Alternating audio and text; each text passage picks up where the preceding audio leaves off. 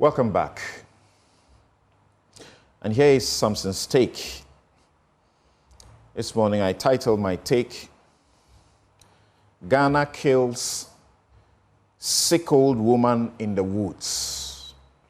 Yeah, Ghana kills sick old woman in the woods. We have all been outraged. If you are not outraged at this news, you're sick.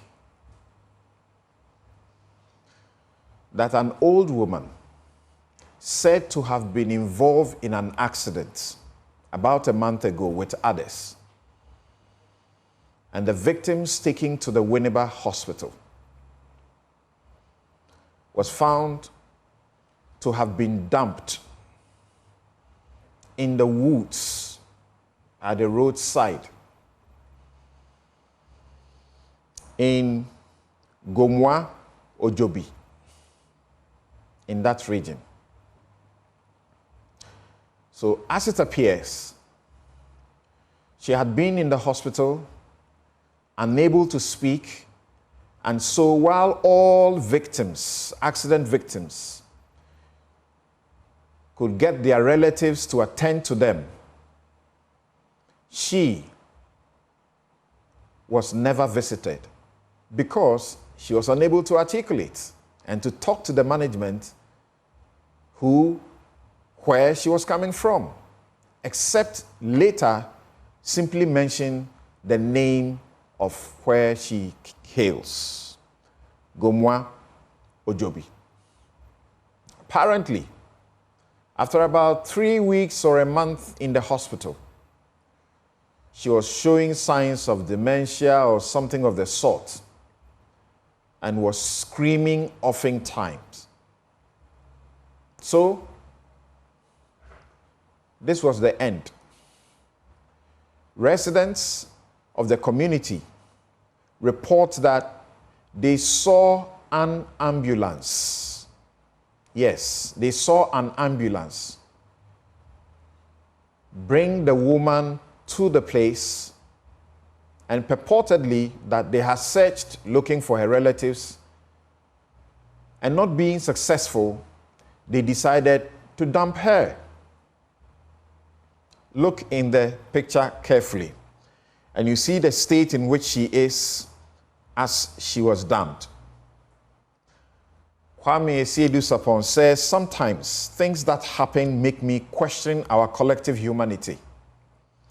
Whilst we await the outcome of the Ghana Health Services investigation into the factors that led to the abandonment and death, she's dead. And guess what? When she died,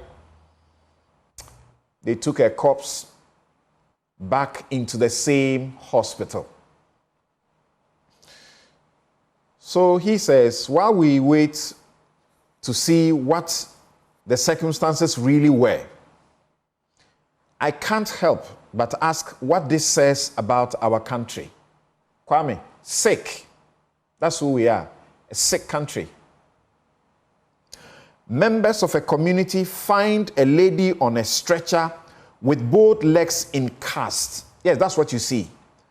She is found on a stretcher with both legs in cast by the roadside. In the bush, we should be saying. For 3 days, this lady is left at the mercy of the elements of nature till she passes on. Again, no one in the community could be the biblical Good Samaritan to go to her aid and move her into some form of temporary shelter, let alone inform the authorities. So is it the case that she was actually taken out of the hospital and dumped there? You can't find her relatives, is that what it was? And if she suffered dementia, where should she be? If you thought she was in some mental situation and needed help, that's what it should be. This is the place she should be. In any decent country, this hospital would have been shut down by now. the leaders of this hospital would have all lost their jobs if they had not resigned at this moment. Yes, in any serious country, a country that is not sick as Ghana, everybody would have lost their job before they would begin to give explanations. And here we are.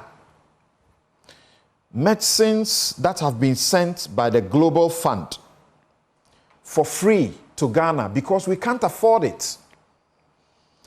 Antiretroviral medicines, medicines for HIV patients, TB medicines, malaria drugs, mosquito nets. And malaria kills people in this country. They have been sitting at the port since May of 2023. Some have been cleared, some have not. In April, the Ministry of Health said it had taken steps to clear all of them. It just repeated the same lie yesterday.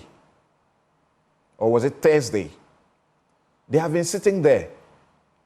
They are getting expired. Meanwhile, those who need them cannot afford and they don't have them. This is a sick country. Mr. President, this is what you are presiding over. Minister of Health,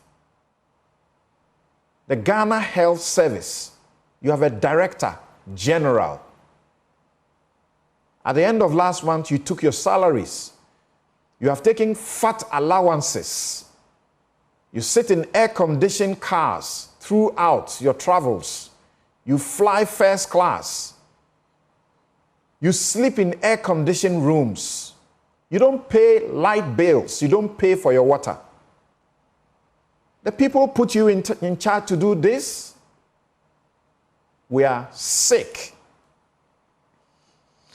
And as Robert F. Kennedy said, every time we turn our heads the other way, when we see the law flouted, when we tolerate what we know to be wrong, when we close our eyes and ears to the corrupt because we are too busy or too frightened, the middle class, this is for you.